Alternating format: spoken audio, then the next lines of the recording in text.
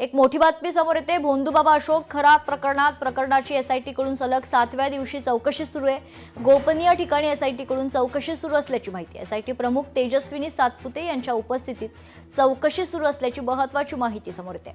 कालच नाशिक न्यायालयाकडून 5 दिवसांची पोलीस कस्टडी खरतर मंजूर करण्यात आली आणि त्यानंतर कस्टडी मिळताच दुसऱ्याच दिवशी चौकशीचा वेग आता वाढवण्यात आलाय। लैंगिक शोषणाचे विविध गुन्हे, आर्थिक व्यवहार, आर्थिक आणि नेटवर्कवर फोकस आता पाहायला मिळतो। एसआयटी कडून सखोल चौकशी सुरूच असल्याची माहिती आहे। खरात प्रकरणात अजून किती धक्कादायक खुलासे होणार याकडे लक्ष आहे। या संदर्भात सविस्तर माहिती जाणून घेऊयात। आपले प्रतिनिधी महेश महाले आपल्या सोबत जोडले जातात। महेश, काय सविस्तर अपडेट?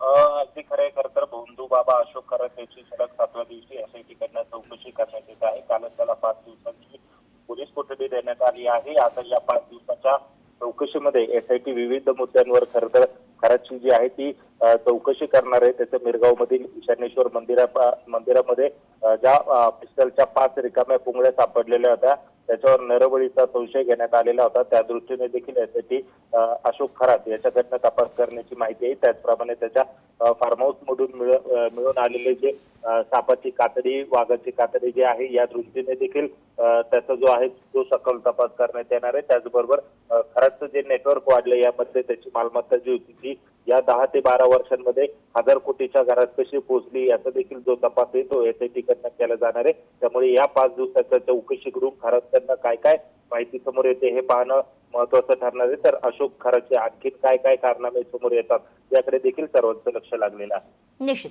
धन्यवाद महेश आपण दिलेल्या सविस्तर माहितीसाठी। लोकशाही मराठी ऐका, पहा, जागरूक रहा।